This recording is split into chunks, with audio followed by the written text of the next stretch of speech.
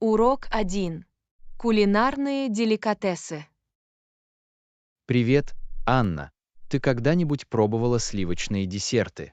Они просто восхитительны. Привет, Джон. Да, я обожаю сливочные лакомства. Они такие вкусные и приятные. Абсолютно.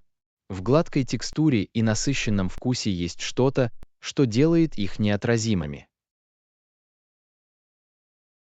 Не могу не согласиться с этим. У тебя есть любимые сливочные десерты. Что ж, я большой поклонник чизкейка. Сочетание сливочного сыра и маслянистой корочки просто восхитительно. А, звучит потрясающе. Мне также нравится панакота. Это кремовый итальянский десерт с нежным оттенком. Панакота — это просто фантастика. Это такой универсальный десерт, который можно сочетать с различными фруктами или соусами. Точно. Все просто, но элегантно.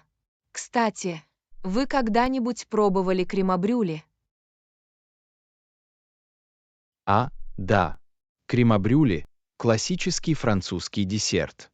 Контрастные текстуры сливочного крема и карамелизированного сахара в верхней части просто божественны. Не могу не согласиться с этим. Это все равно, что полакомиться сладким кремовым сокровищем. Абсолютно. Сливочные десерты — настоящее наслаждение для вкусовых рецепторов. Они идеально подходят для особых случаев или просто в качестве сладкого угощения. Я полностью согласен. Они приносят столько радости и удовлетворения. Я не могу устоять перед их кремовым очарованием. В этом прелесть сливочных десертов. У них есть способ сделать любой день особенным. Определенно. Думаю, нам стоит как-нибудь вместе приготовить кремовые десерты. Это фантастическая идея. Давайте вместе окунемся в мир кремовых деликатесов. Не могу дождаться. Это будет восхитительное приключение. В самом деле, приготовьтесь к путешествию, наполненному кремовыми и восхитительными впечатлениями. Урок 2. Выгодные покупки. Привет, Анна. Ты знаешь, где я могу найти доступную и стильную одежду?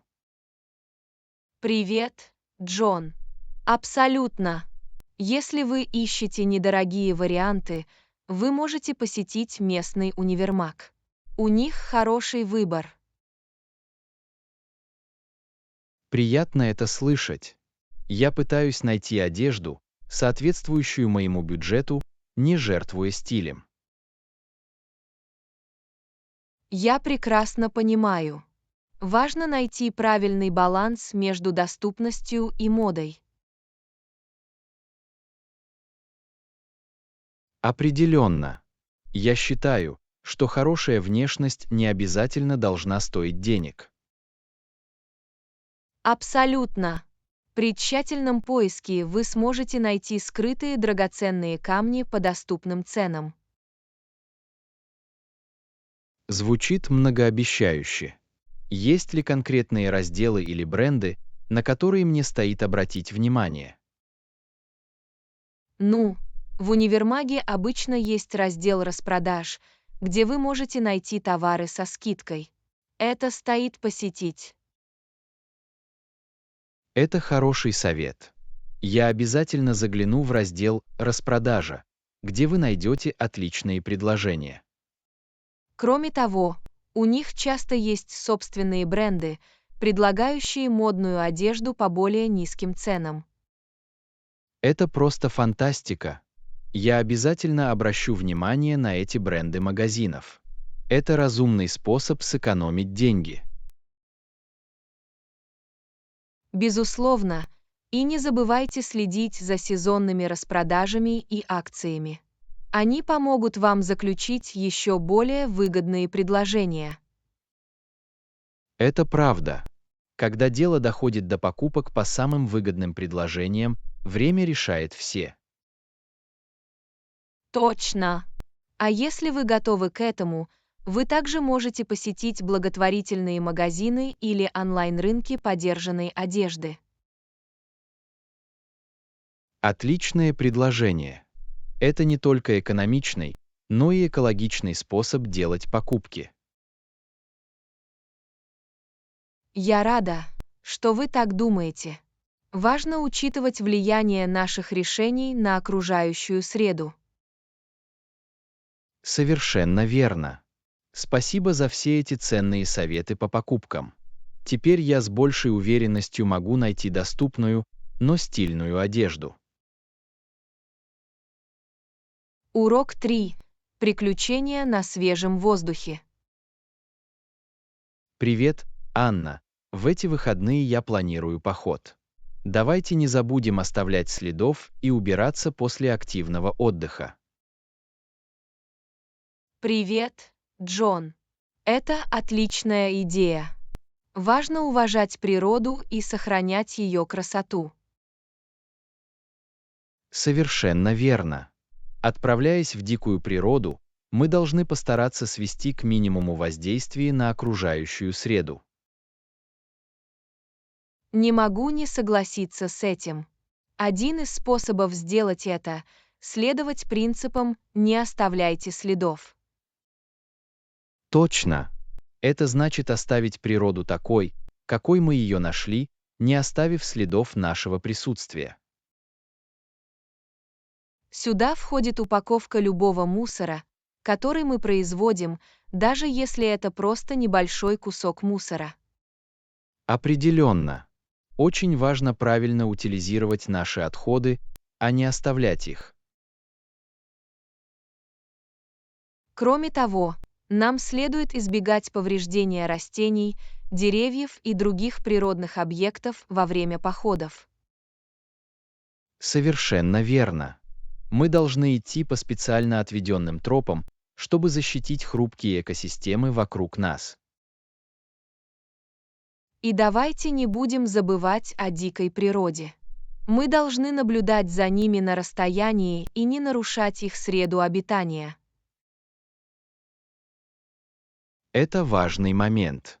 Уважение к дикой природе обеспечивает их безопасность и благополучие. Все дело в том, чтобы быть ответственными любителями активного отдыха и оказывать положительное влияние на окружающую среду. Именно так. Сделав эти шаги, мы сможем наслаждаться приключениями на свежем воздухе, сохраняя природу для будущих поколений. Я рад, что у нас такое же мышление. Важно ценить и защищать красоту мира природы. Совершенно верно. Наши действия могут изменить ситуацию к лучшему, какими бы незначительными они ни казались. Это правда. Давайте вдохновим других следовать этим принципам и беречь окружающую среду. Я полностью согласен. Вместе мы можем создать культуру экологического сознания. Итак, давайте приготовимся, насладимся нашим походом и убедимся, что мы не оставим следов. В этом и заключается дух. Давайте отправимся в наши приключения на свежем воздухе и подадим пример другим.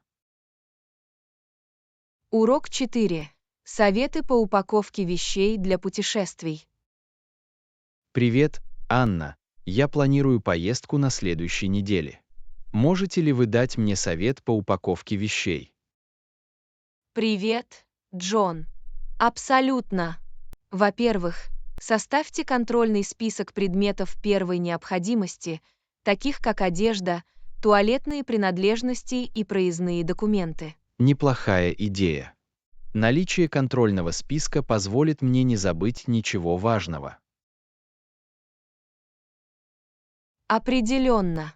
Это помогает оставаться организованным и предотвращает панику в последнюю минуту.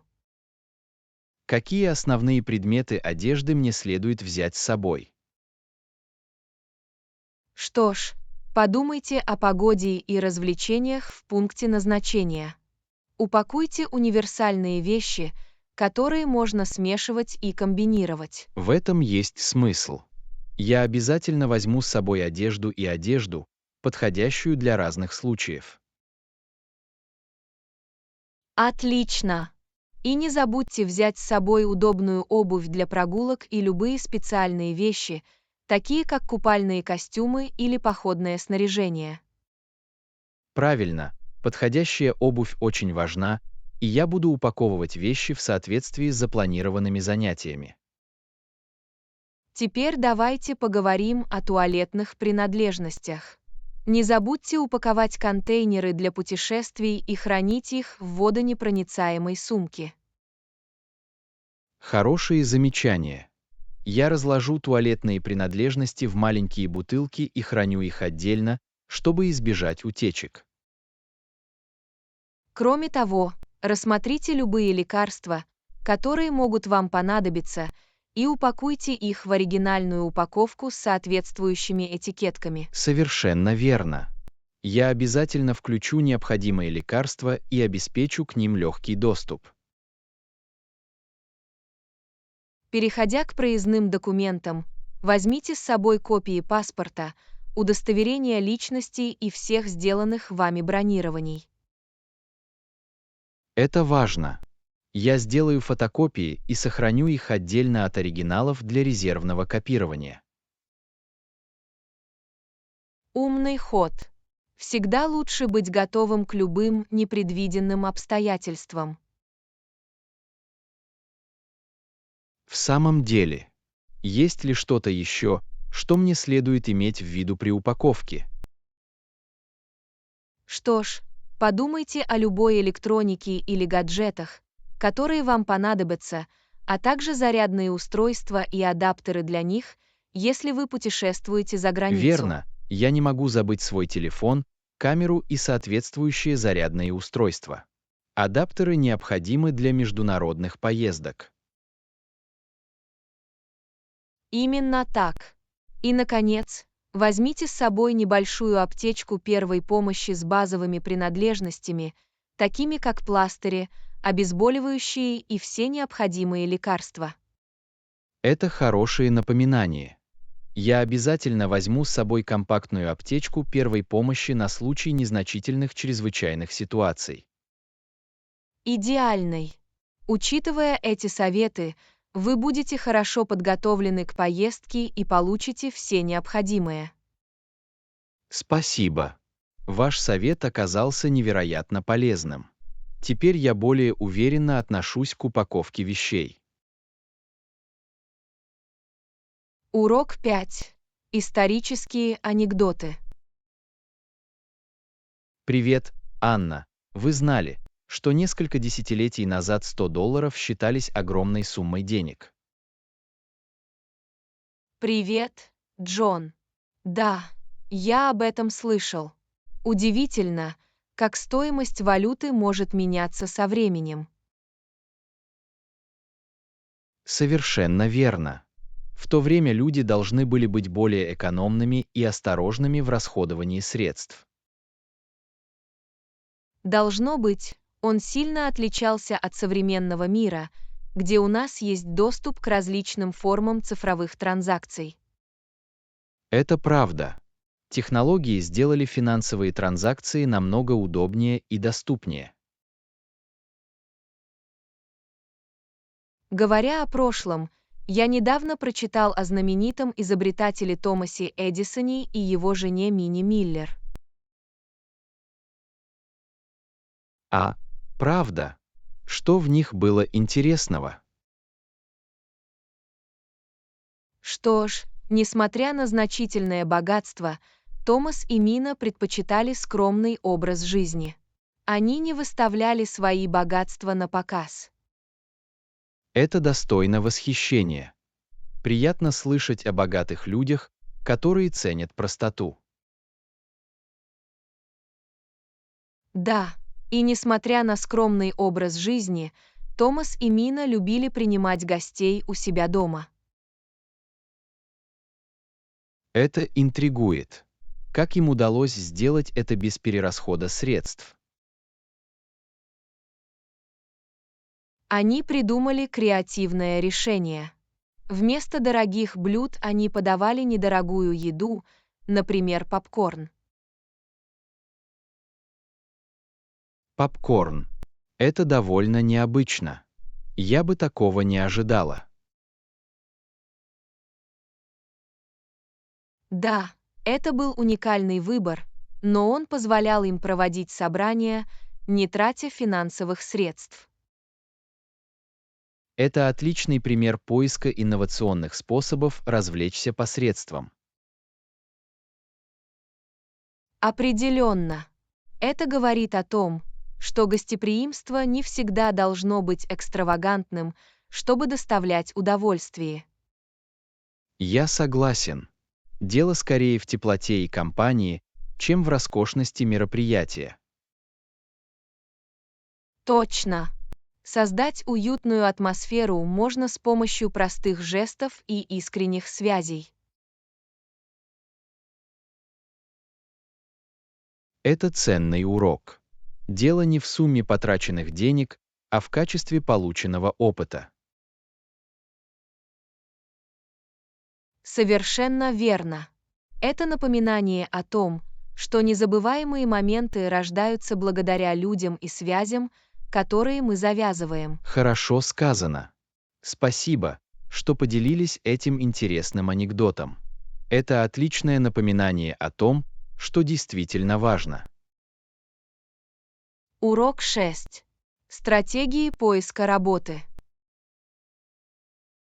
Привет, Анна. В последнее время я искал новые возможности трудоустройства. Хотите посоветовать, с чего начать? Привет, Джон. Абсолютно. Я предлагаю проверить онлайн-доски объявлений. Это отличный ресурс для поиска вакансий. Неплохая идея. Онлайн-платформы предоставляют удобный способ просмотра различных списков вакансий. Определенно. Вы можете сузить область поиска, основываясь на местоположении, отрасли и конкретных должностях. Это полезно. Я сэкономлю время, если сфокусируюсь на должностях, соответствующих моим интересам и квалификации. Именно так. Еще одним преимуществом является то, что многие доски объявлений по трудоустройству позволяют создать профиль и загрузить свое резюме для просмотра работодателями. Это удобно.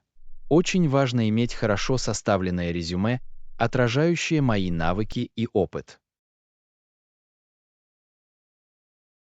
Совершенно верно.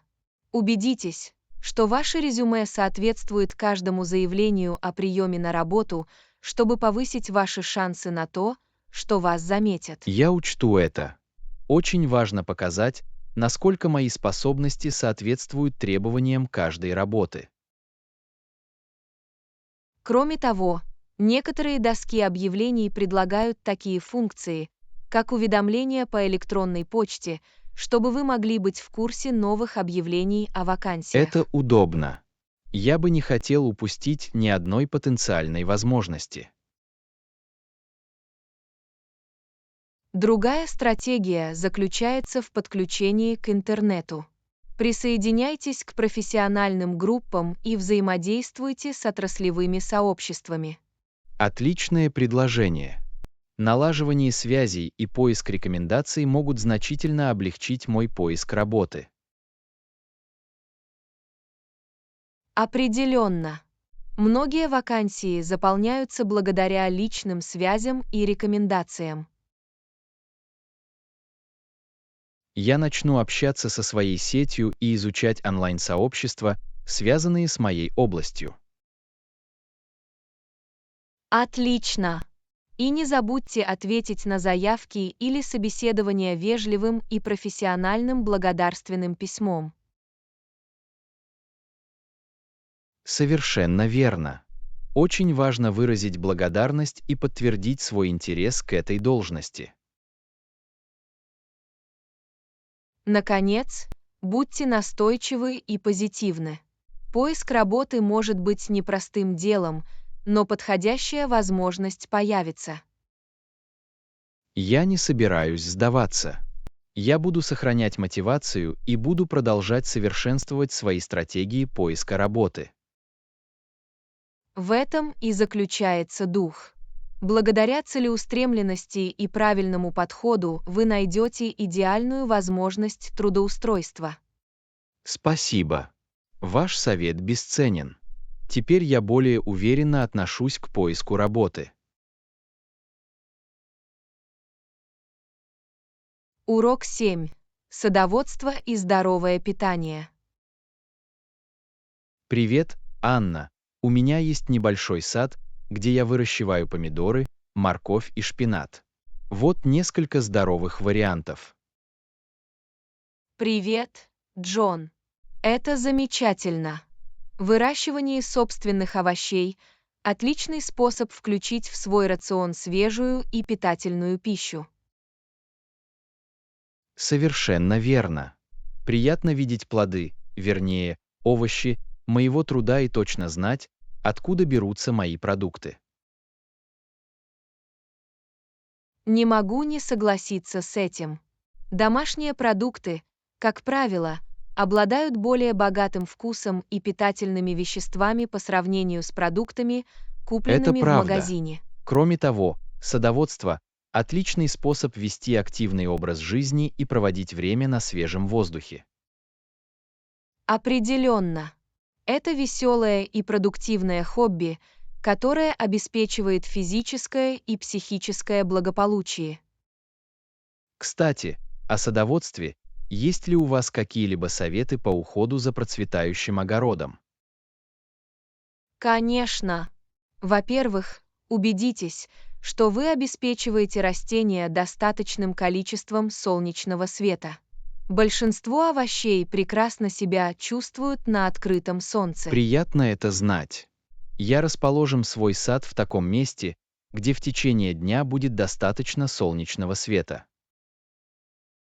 Кроме того, правильный полив имеет решающее значение.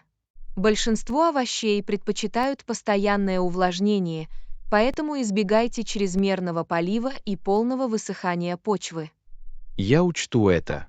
Для здоровья растений очень важно найти правильный баланс. Еще один совет. Регулярно удаляйте сорняки и вредителей, которые могут препятствовать росту овощей. Я буду сохранять бдительность и следить за тем, чтобы мои растения не конкурировали за питательные вещества с нежелательными злоумышленниками. Отлично! И не забывайте периодически удобрять сад, чтобы обеспечить его необходимыми питательными веществами для оптимального роста. Я займусь органическими удобрениями, чтобы сохранить естественные и полезные свойства моих домашних овощей. Отличный выбор. Органические удобрения – более экологичный вариант для вашего сада и окружающей среды. Я с радостью продолжу заниматься садоводством и наслаждаться обильным урожаем свежих овощей. Похоже, вы на верном пути. Ваше стремление выращивать собственные продукты питания вдохновляет. Спасибо. Я ценю вашу поддержку и рекомендации. Было приятно обсудить с вами садоводство. Урок 8. Гуманитарная помощь и глобальные кризисы.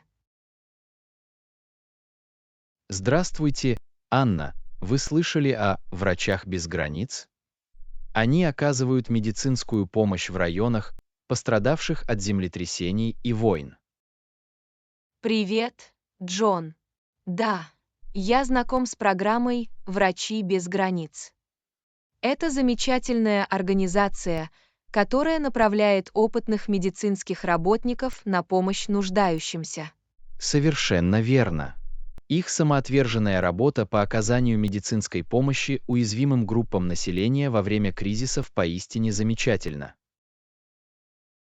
Вдохновляет то, как эти медицинские работники добровольно используют свои навыки и опыт, чтобы изменить жизнь людей к лучшему. Определенно. Их самоотверженность и мужество перед лицом невзгод достойны похвалы. Одна из причин эффективности организации «Врачи без границ» заключается в том, что их команды состоят из опытных медицинских работников, привыкших работать в сложных условиях. Это впечатляет. Способность адаптироваться и предоставлять качественную медицинскую помощь в сложных условиях имеет решающее значение в кризисных ситуациях. Совершенно верно. Они часто работают в районах с ограниченными ресурсами, где доступ к медицинской помощи серьезно ограничен. Их присутствие вселяет надежду и облегчение в общины, пострадавшие от стихийных бедствий или конфликтов. Они не только оказывают немедленную медицинскую помощь, но и уделяют особое внимание обучению местных медицинских работников и созданию устойчивых систем здравоохранения. Это просто фантастика. Расширяя возможности местных сообществ, они оказывают неизгладимое влияние даже после того, как они переехали в другие места. Именно так. Их подход заключается не только в лечении пациентов, но и в укреплении общей инфраструктуры здравоохранения. Невероятно видеть эффект их работы по улучшению доступа к здравоохранению и спасению жизней. И не только врачи и медсестры вносят свой вклад. Есть также вспомогательный персонал, логисты и администраторы, которые работают вместе как одна команда. Это правда. Для обеспечения бесперебойного выполнения их миссий требуются совместные усилия. Совершенно верно. Каждая роль в организации играет важную роль в обеспечении эффективного здравоохранения в сложных условиях.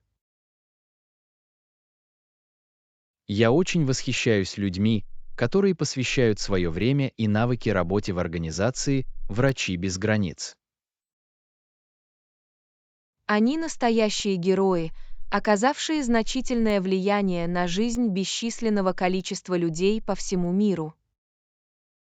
Не могу не согласиться с этим. Их гуманитарная деятельность вдохновляет всех нас. Урок 9. Этикет и манеры в современной жизни. Привет, Анна. Вы заметили, что современная жизнь иногда поощряет дурные манеры? Молодых людей больше не учат этикету. Привет, Джон. Да, я тоже это заметил. К сожалению, значение манер и этикета в современном обществе, похоже, уменьшается. Совершенно верно. Вежливое поведение и внимание к другим должны цениться и практиковаться всеми. Не могу не согласиться с этим. Хорошие манеры могут существенно повлиять на наше взаимодействие и отношения. Очень важно научить молодых людей правильному этикету и важности уважительного поведения. Да, привитие этих ценностей в юном возрасте может положительно повлиять на их личную и профессиональную жизнь. Именно так. Базовые правила этикета, такие как слова «пожалуйста» и «спасибо» или закрытие двери за кого-то, в значительной степени способствуют созданию приятной атмосферы. Вежливость и внимание к другим создают более гармоничное и уважительное общество. И дело не только в вежливости. Этикет также включает в себя социальные навыки, такие как активное слушание и участие в содержательных разговорах. Активное слушание и искренний интерес к мнению других помогают наладить более тесные связи и взаимопонимание. В современную цифровую эпоху также важно соблюдать цифровой этикет, например, следить за своим поведением в интернете и относиться к другим с уважением в социальных сетях. Совершенно верно. Доброта и сочувствие должны распространяться и на наше виртуальное общение. Еще один аспект этикета — правильное поведение за столом, которое может сделать трапезу более приятной и комфортной для всех. Да, умение пользоваться посудой, жевать с закрытым ртом и ждать других, прежде чем приступить к еде, все это важные аспекты обеденного этикета. Это правда. Внимательное отношение к своему поведению в общественных местах и забота о других могут улучшить общее впечатление для всех. И давайте не будем забывать о важности выражения благодарности и признательности за доброту и помощь, которую мы получаем от других. Благодарность во многом способствует развитию позитивных отношений и формированию культуры признательности. Совершенно верно. Если вы потратите время на то, чтобы сказать «спасибо» или написать вдумчивое благодарственное письмо, это может В улучшить чей-то заключение, день. несмотря на то, что современная жизнь иногда упускает из виду важность этикета, мы должны поддерживать и развивать хорошие манеры в повседневном общении. Урок 10. Завязывание дружеских отношений и изучение языка. Привет, Анна. Ты когда-нибудь замечала, как дружелюбность и гостеприимство могут помочь нам завести новых друзей? Недавно у меня даже появилось несколько новых друзей. Это замечательно. Привет, Джон. Безусловно, открытость и доступность могут создать возможности для общения с людьми и налаживания конструктивных дружеских отношений. Заведение новых друзей может обогатить нашу жизнь и предоставить нам разнообразные перспективы и опыт. Это правда.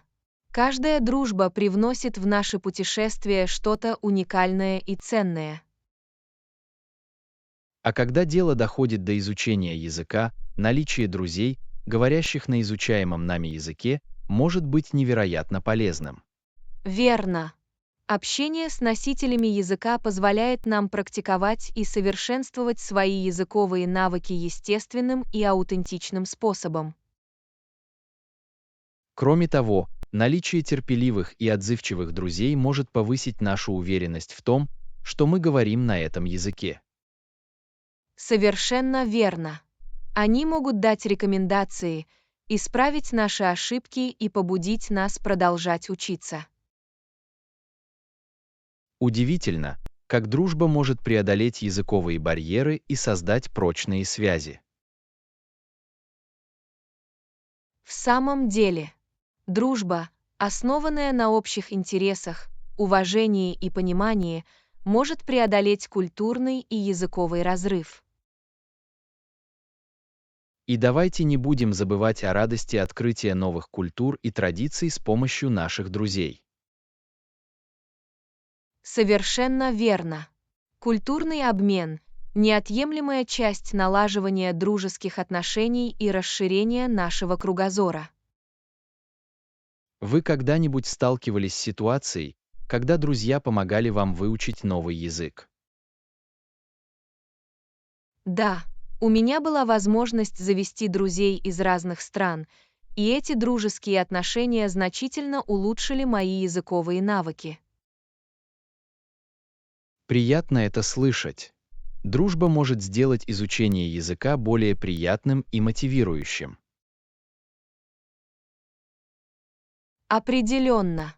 Совместное обучение, обмен ресурсами и беседы с друзьями могут сделать процесс обучения более динамичным и увлекательным. Также стоит отметить, что дружба не ограничивается только языковым обменом. Они основаны на взаимном уважении и искренних связях.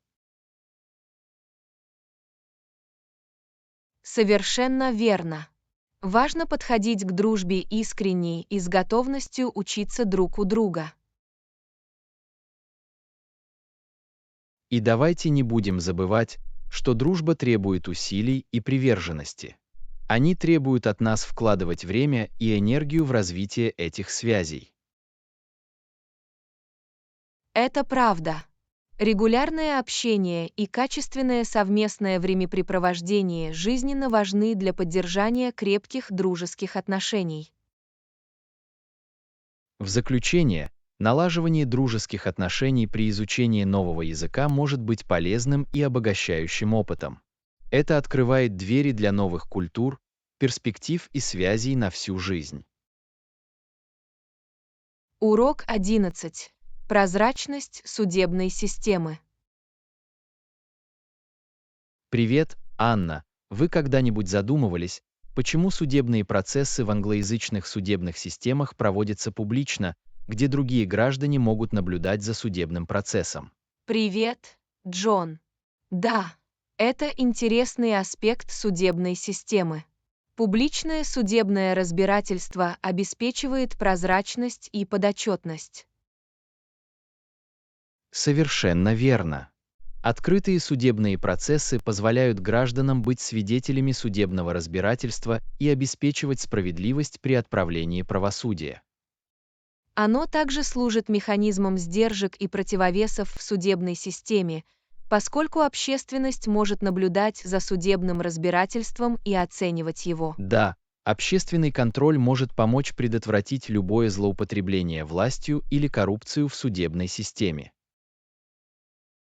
Кроме того, открытые судебные процессы способствуют укреплению общественного доверия к системе, поскольку люди могут воочию увидеть, как отправляется правосудие. Важно, чтобы общественность была уверена в справедливости и честности судебной системы. Открытые судебные процессы также позволяют лучше понять судебный процесс и право вовлеченных лиц. Это правда. Это помогает информировать общественность о тонкостях законодательства и о том, как оно применимо к различным случаям. Кроме того, публичные судебные процессы предоставляют средствам массовой информации возможность освещать ход судебного разбирательства и информировать общественность. Освещение в СМИ может помочь повысить осведомленность о правовых вопросах и инициировать дискуссии о правосудии и социальных нормах. Крайне важно найти баланс между прозрачностью и защитой конфиденциальности и прав вовлеченных лиц. Да, некоторые конфиденциальные сведения, возможно, придется скрыть или отредактировать из соображений конфиденциальности или национальной безопасности. Совершенно верно. Должны быть предусмотрены гарантии, обеспечивающие справедливое судебное разбирательство при сохранении права общественности на информацию. Открытые судебные процессы также способствуют реализации принципа открытого правосудия, который является краеугольным камнем демократических обществ. Открытое правосудие обеспечивает подотчетность судебной системы общественности и прозрачность ее деятельности. В заключение следует отметить, что практика публичного судебного разбирательства играет важную роль в соблюдении принципов прозрачности и подотчетности в англоязычных системах правосудия. Урок 12. Невоспетые герои войны. Привет, Анна. Вы когда-нибудь слышали о невоспетых героях, сыгравших решающую роль в прекращении войны? Привет, Джон. Конечно, часто есть люди, чей вклад остается незамеченным, но играет важную роль в установлении мира.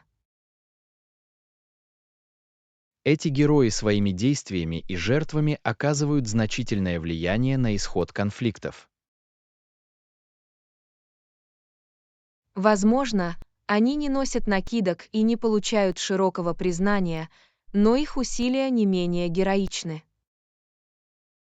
Удивительно, как обычные люди могут воспользоваться случаем и изменить ситуацию к лучшему в чрезвычайных обстоятельствах. Их мужество и стойкость вдохновляют нас и напоминают о силе человеческого духа. Среди этих незамеченных героев могут быть дипломаты, гуманитарные работники, волонтеры или даже простые граждане, которые готовы помочь. Они работают за кулисами, заключая мирные соглашения, предоставляя гуманитарную помощь и поддерживая тех, кто пострадал от войны. Их самоотверженность и самоотверженность часто прокладывают путь к примирению и исцелению.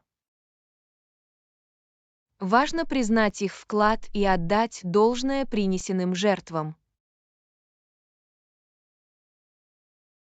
Совершенно верно.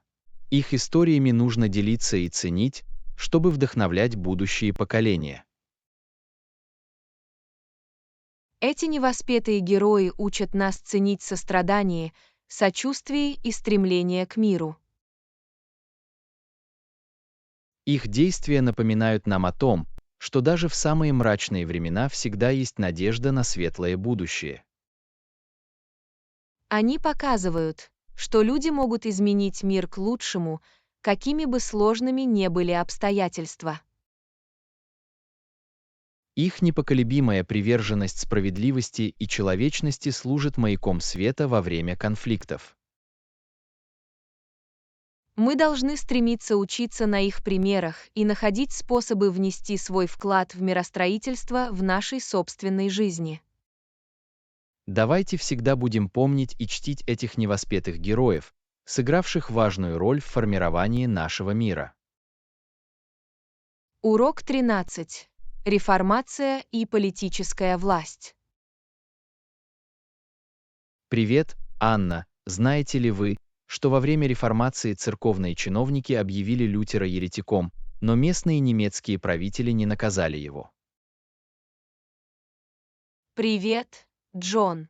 Да, удивительно, как реформация бросила вызов авторитету церкви и имела политические последствия. В самом деле, столкновение между религиозными и политическими силами повлияло на ход истории. Церковные чиновники считали идеи Лютера угрозой своему авторитету и стремились подавить его учение. Однако некоторые немецкие правители увидели возможность утвердить свою власть и защитить свои интересы. Не наказав Лютера, эти правители завоевали популярность и поддержку со стороны тех, кто разделял его идеи. Это был сложный и деликатный баланс между религиозными убеждениями и политическими амбициями. Реформация вызвала споры о свободе вероисповедания, индивидуальном толковании священных писаний и роли церкви в обществе. Столкновение между церковью и государством выявило внутреннее противоречие между духовной и светской властью. Политический ландшафт того времени сыграл важную роль в формировании результатов реформации. Поддержка или противодействие правителей повлияли на распространение и принятие протестантских идей. Интересно, что на исторические события часто влияет сочетание религиозных, социальных и политических факторов. Совершенно верно. Реформация стала не только религиозным движением, но и катализатором политических перемен. Последствия реформации изменили ландшафт Европы и заложили основу для будущего развития. Это служит напоминанием о сложных отношениях между религией и политикой на протяжении всей истории. Реформация продолжает оказывать влияние на наш мир, формируя разнообразие и динамику религиозных и политических ландшафтов сегодня. Действительно, это свидетельство неприходящего влияния идей и сложного взаимодействия сил. Урок 14. Сила радио. Здравствуйте, Анна. Вы когда-нибудь понимали, как прослушивание радио позволяет нам наслаждаться музыкой и быть в курсе последних новостей? Привет, Джон. Безусловно, радио — это фантастическое средство массовой информации, которое предлагает как развлечение, так и информацию. Невероятно, как простое устройство может перенести мир в наши дома и познакомить нас с различными жанрами музыки. Определенно. С помощью радио мы можем исследовать разные музыкальные стили, открывать для себя новых исполнителей и наслаждаться широким спектром музыкальных впечатлений. Это отличный способ расширить наш музыкальный кругозор и оценить разнообразие звуков и ритмов. Кроме того, радио информирует нас о текущих событиях, что позволяет нам быть в курсе последних новостей и событий. Радио обеспечивает удобный способ доступа к новостям, даже когда мы занимаемся другими видами деятельности, такими как приготовление пищи или вождение автомобиля. Совершенно верно. Это удобная для многозадачности среда, которая позволяет нам оставаться на связи с окружающим миром. Удивительно, что радио адаптировалось и развивалось вместе с технологиями, включая цифровые платформы и стриминговые сервисы. Да, в настоящее время мы можем слушать радиостанции из разных уголков мира через онлайн-трансляцию. Это похоже на глобальное окно в мир музыки и новостей, разрушающее географические границы. Именно так. Мы можем слушать международные радиостанции и изучать разные культуры через их музыку и программы. Прослушивание радиопередач на разных языках также может быть интересным способом улучшить наши языковые навыки. Определенно. Оно знакомит нас с различными акцентами, словарным запасом и культурными нюансами, что делает изучение языка более динамичным. Кроме того, радиоведущие часто дают интересные комментарии и идеи, что повышает качество наших впечатлений от прослушивания. Совершенно верно. Они делятся историями, беседуют с гостями и предлагают точки зрения, которые обогащают наше понимание различных тем. Поэтому в следующий раз, когда вы включите радио, помните, что дело не только в музыке. Это еще и ворота в мир. Урок 15. Спортивное мастерство и тренировки. Привет, Анна. Вы заметили, что иногда решения судей на корте становятся более известными, чем сами игроки? Привет, Джон. Безусловно, противоречивые решения судей часто привлекают внимание и становятся предметом разговоров в городе. Интересно, что некоторые игроки получают известность благодаря своей реакции на эти решения, затмевая их реальную игру. В самом деле, выходки и вылазки некоторых игроков, как правило, отвлекают внимание от их навыков и таланта. Это напоминание о важности спортивного мастерства и поддержания самообладания в соревновательных ситуациях. Совершенно верно. Хотя мастерство и техника очень важны, то, как игрок справляется с трудностями и неудачами, многое говорит об их характере. Верно. Игрок, который проявляет изящество в условиях давления и уважительно относится к игре и ее официальным лицам, вызывает восхищение. С другой стороны, игроки, прибегающие к неспортивному поведению, бросают тень на свою репутацию и подрывают дух честной игры. Это ценный урок для всех спортсменов, независимо от их уровня игры. Спортивное мастерство выходит за рамки корта или поля. Речь идет о том, как мы ведем себя во всех сферах жизни. Определенно. Ценности, которые мы приобретаем с помощью спорта, могут быть применены к нашим повседневным взаимодействиям и отношениям. Кроме того, давайте не будем забывать о важности тренировок и подготовки для достижения успеха в спорте. Совершенно верно. За каждым выдающимся спортсменом стоят часы самоотверженности, упорной работы и дисциплинированных тренировок. Тренировки укрепляют физическую силу, совершенствуют навыки и повышают умственную устойчивость. Это основа, которая позволяет спортсменам выступать с максимальной отдачей и преодолевать трудности во время соревнований. Кроме того, обучение прививает дисциплину, умение распоряжаться временем и ставить цели, которые можно применять в различных сферах жизни. Поэтому, высоко оценивая азарт спорта, давайте также ценим уроки спортивного мастерства, стойкости и преданности делу, которые они преподают нам. Урок 16. Цели фитнеса. Привет, Анна. Как часто ты тренируешься? Я стараюсь тренироваться как минимум 4 раза в неделю. Привет, Джон. Это впечатляет. Я стараюсь придерживаться аналогичного режима тренировок, планируя проводить от 4 до 5 занятий в неделю. Регулярные физические упражнения имеют решающее значение для нашего общего благополучия. Это помогает нам оставаться в форме и заряжаться энергией. Совершенно верно.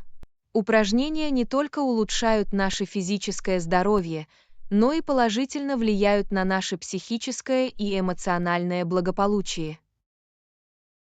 Я согласен.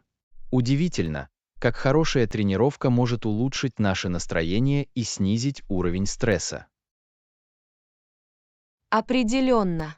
Когда мы тренируемся, наш организм выделяет эндорфины, которые являются естественными усилителями настроения. Вот почему после хорошей тренировки я всегда чувствую себя более позитивной и мотивированной. Упражнения также повышают нашу силу и выносливость, позволяя нам лучше выполнять повседневные упражнения и заниматься спортом. Совершенно верно. Это улучшает здоровье сердечно-сосудистой системы, укрепляет мышцы и повышает гибкость. Кроме того, регулярные физические упражнения могут помочь поддерживать здоровый вес и снизить риск различных заболеваний. Важно найти занятия, которые нам нравятся, чтобы физические упражнения стали тем, чего мы с нетерпением ждем. Это правда.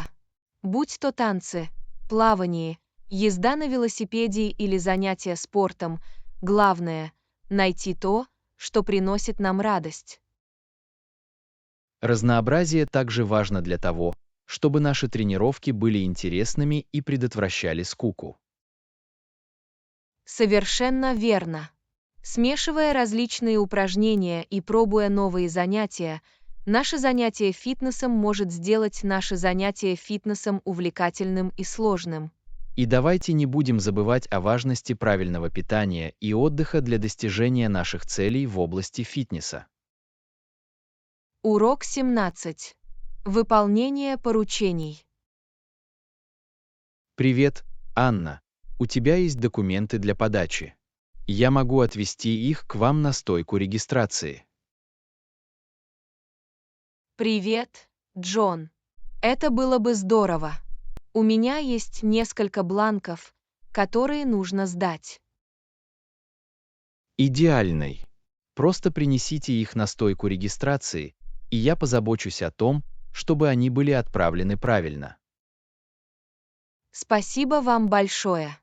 Я ценю твою помощь. Совсем без проблем. Всегда приятно протянуть руку помощи другу. Вы очень добры. Я соберу бланки и сейчас же принесу их. Не торопитесь. Я буду здесь и готов помочь вам. Вот документы. Пожалуйста, убедитесь, что они доставлены нужному человеку. Отмечено. Я позабочусь о том, чтобы они были доставлены в соответствующий отдел. Я рада, что ты мой надежный друг, на которого можно положиться. Мне очень приятно. Друзья помогают друг другу, когда могут.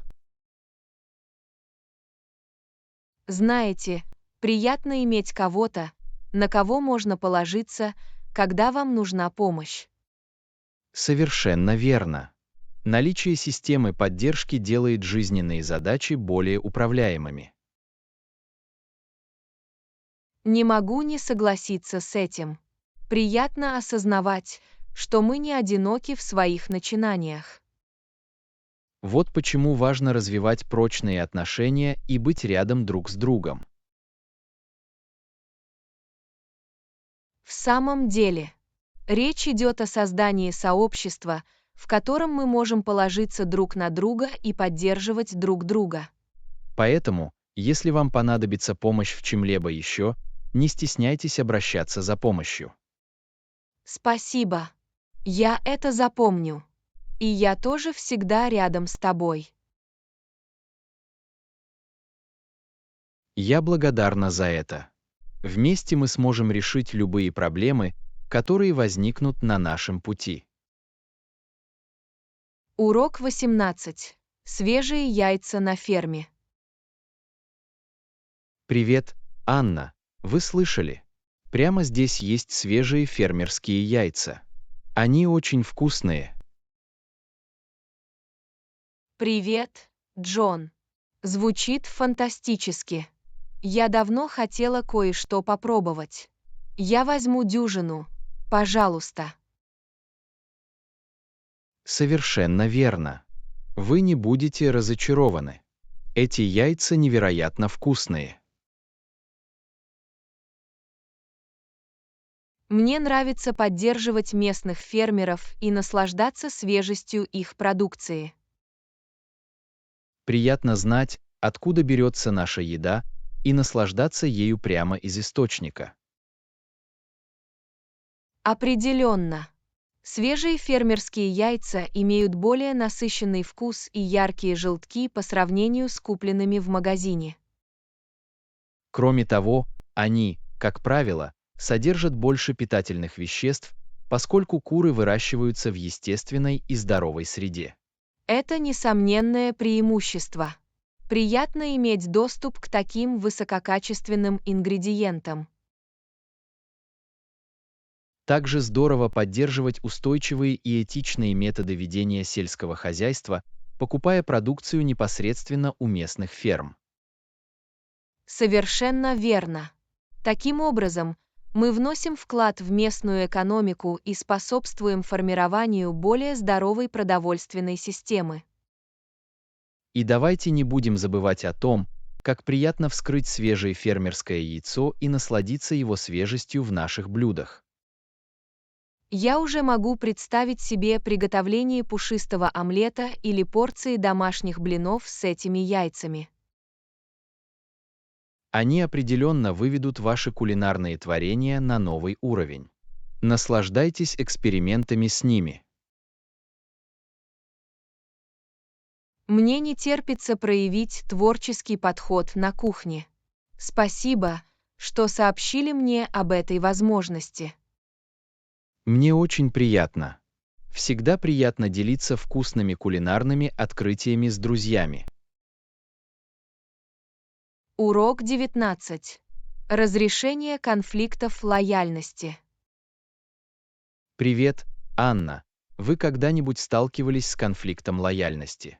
Его может быть сложно разрешить. Привет. Да, этот конфликт лояльности стал слишком серьезным в нашем взаимосвязанном мире. Это правда. С различными обязательствами и обязанностями иногда трудно найти баланс. Я больше не верю, что этот конфликт можно урегулировать с черно-белой точки зрения. Вы правы. Часто это требует тщательного рассмотрения и понимания различных факторов.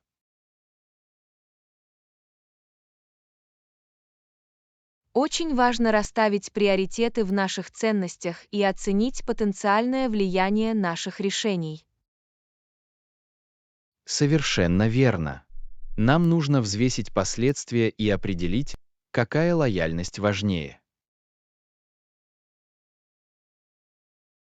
Иногда бывает полезно обратиться за советом к доверенным друзьям или наставникам, чтобы узнать разные точки зрения.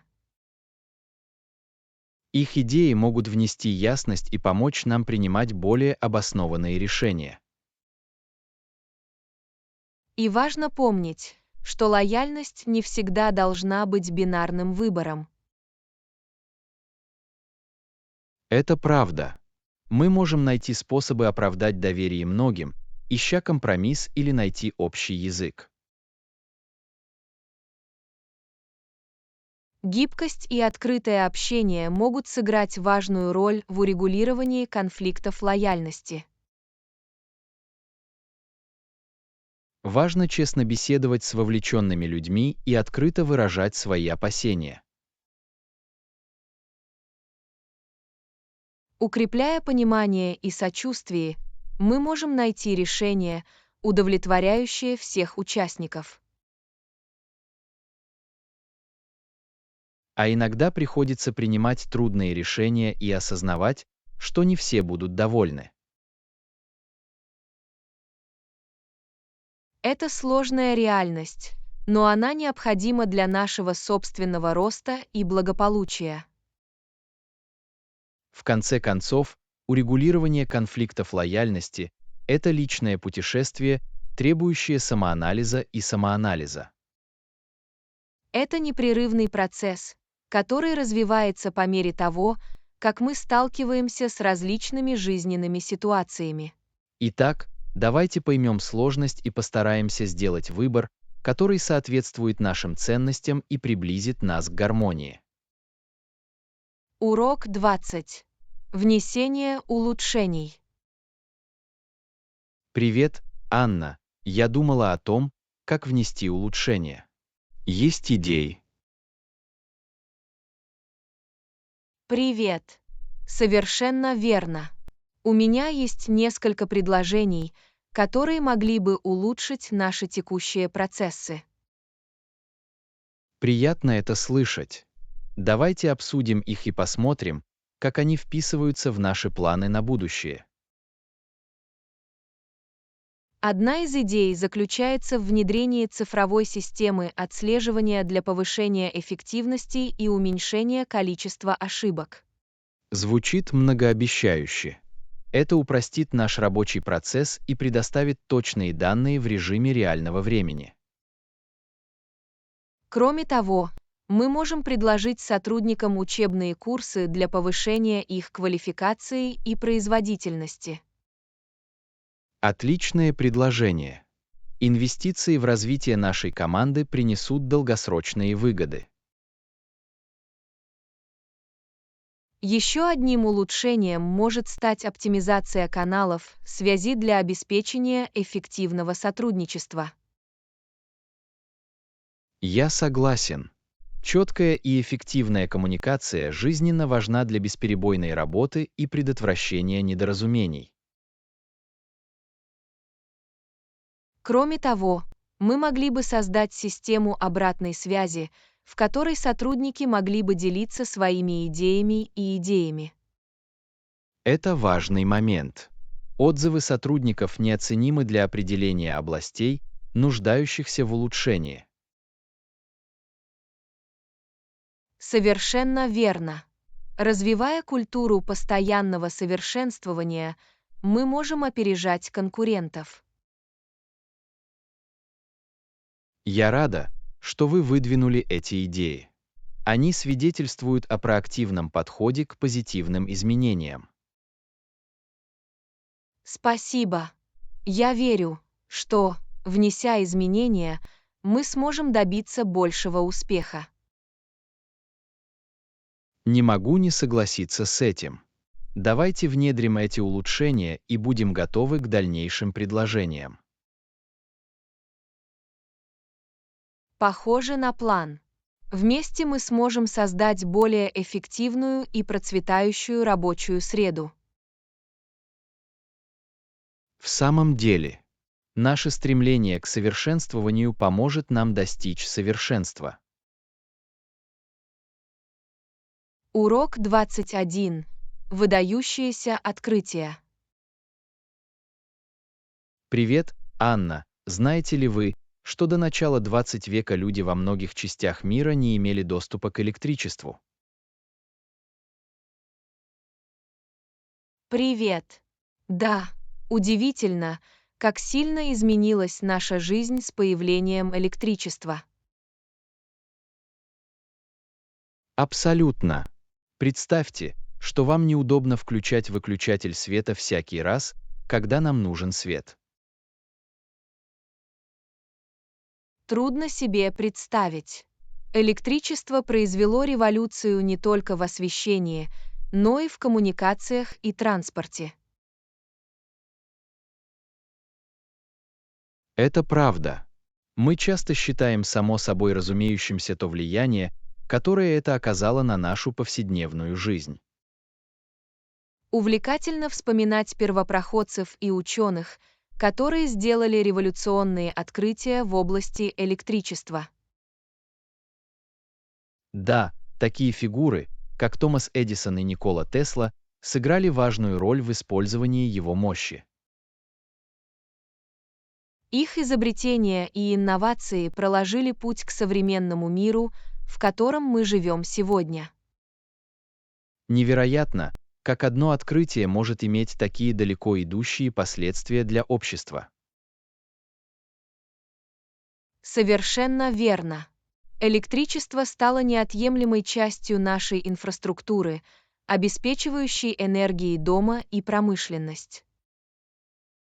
И оно продолжает развиваться, и возобновляемые источники энергии, такие как солнце и ветер, становятся все более распространенными. Это правда. Сейчас мы изучаем устойчивые способы использования электроэнергии и снижения воздействия на окружающую среду. Приятно видеть, как технологии развиваются и формируют наше будущее.